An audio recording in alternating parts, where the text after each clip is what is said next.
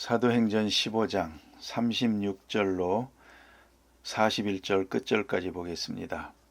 신약성경 215면 사도행전 15장 36절로 41절 다 함께 봉독합니다. 며칠 후에 바울이 바나바더러 말하되 우리가 주의 말씀을 전한 각 성으로 다시 가서 형제들이 어떠한가 방문하자 하고 바나바는 마가라 하는 요한도 데리고 가고자 하나 바울은 밤빌리아에서 자기들을 떠나 함께 일하러 가지 아니한 자를 데리고 가는 것이 옳지 않다 하여 서로 심히 다투어 피차 갈라서니 바나바는 마가를 데리고 배 타고 구브로로 가고 바울은 실라를 택한 후에 형제들에게 주의 은혜의 부탁함을 받고 떠나 수리아와 길리기아로 다니며 교회들을 견고하게 하니라.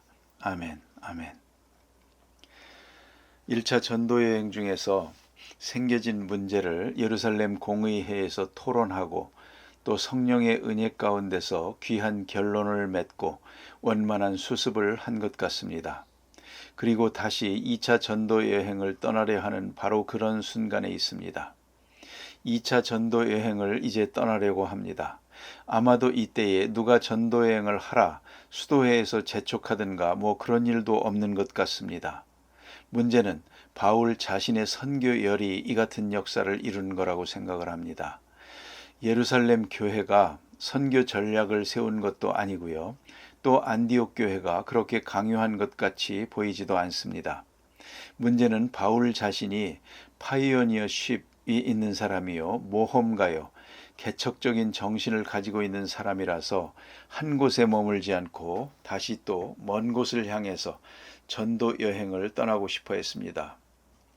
물론 그 속을 다 알 수는 없지만 많은 학자들이 그렇게 추리한 것으로 바울은 지금 로마를 겨누고 있는 것 같습니다.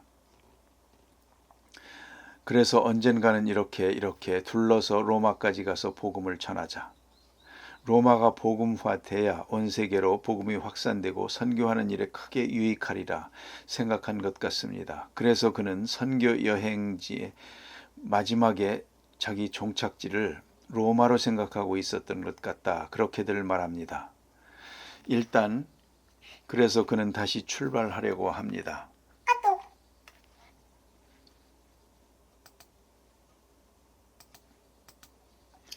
자, 그런데 문제가 생겼습니다. 바나바는 1차 전도 여행 때 같이 갔던 마가를 데리고 가자고 합니다. 1차 전도 여행 갈 때에 바나바, 바울, 마가 세 사람이 갔습니다. 선교사로 말하면 두 사람이지만 마가는 하나의 조력자로 따라가게 되었던 것이죠. 그런데 여러분 잘 아시는 대로 마가는 밤빌리아에서 그만 도중 하차해서 돌아가게 됩니다. 오늘 본문에 나타난 바와 같이 자기들을 떠나 한 가지로 일하지 아니한 자 이렇게 지목하고 있는데요. 자기를 떠나 한 가지로 일하지 아니한 전도자는 한 가지로 일해야 그게 전도자입니다. 한 마음이 되고 또 같이 현장에 있어야 됩니다. 그런데 한 가지로 하지 못했습니다. 어떤 일을 크게 하든 못하든 이 땅에 있어야 하고 함께 해야 합니다. 같은 길을 가야 합니다. 그런데 어떤 생각이 잘못돼 가지고 돌아오게 됩니다. 도중 하차하게 되는데 이것이 바울에게는 참 못마땅한 바요. 또 마가로 말해도 큰 실수입니다. 그래서 지금 마가는 크게 뉘우치고 두 번 여행에 꼭 동반해서 자기가 충성된 하나님의 일꾼임을 또 선교사임을 보여주고 싶었던 것 같습니다. 그래서 같이 가겠다고 나섭니다. 1차 전도 여행 때 도중에서 돌아왔지만 다시 출발하겠다고 각오를 하고 요청을 하게 됩니다. 다시 한번 복습을 합니다만 그는 왜 돌아왔을까? 왜 중간에 도중 하차했을까? 이에 대해서 많은 학자들의 추리해서 생각하는 것은 이러합니다. 본래 이 전도는 바나바가 시작한 것이고요. 바나바가 바울을 데리고 다닌 것입니다. 어떤 의미에서 바나바가 주동자요, 바울은 그의 조력자였습니다. 그런데 선교 여행을 하면서 점점 바울의 위치가 올라갑니다. 그는 말을 잘하고 선교의 능력이 있었습니다. 그래서 처음에 출발할 때는 바나바가 주도했지만 그리고 바울이 따라가는 사람처럼 돼 있었지만 수행자처럼 돼 있었는데 전도 여행을 쭉 하는 동안에 얘기가 달라집니다. 바울이 주동자가 되고 바울이 늘 설교를 하고 바울은 하나님 말씀을 전하는 앞에 서서 역사하게 되니까 주동자가 되고 바나바가 오히려 그 뒤에 조력자처럼 이렇게 돼버렸단 말입니다. 바나바의 생질이 되는 마가는 이게 못마땅한 것이죠. 왜 삼촌은 주도권을 빼앗겼느냐 이 말이죠. 삼촌의 낮아지고 바울이 높아지는 이게 영 마음에 안 들었던 겁니다. 이런 것이 불평의 요인이 되었을 것이다. 그래서 자기는 나름대로 충고했겠지만 바나바는 아니요. 이건 하나님의 역사라고. 하나님이 저를 통해서 크게 역사하고 있다. 바울을 계속 높입니다. 오히려 바나바 자신이 스스로 낮추고 있습니다. 이러할 때에 마가는 이게 못마땅해서 그만하겠다고 그리고 집으로 돌아온 것 같고 무엇보다도 또 하나는 이제 안디옥으로 가게 되는데요. 해발 1000m가 넘는 높은 산지로 올라갑니다. 그래서 숨이 차고 힘들고 걸어가니까 위험하기도 하고 이런 모험을 그가 감당할 만큼 용기가 없었다는 것이죠. 고생이 너무 많습니다. 그래서 이 부잣집 아들 편안하게만 살던 아들인 거로 감당하지 못하고 도중하차한 것 같다. 그런 생각을 하게 됩니다.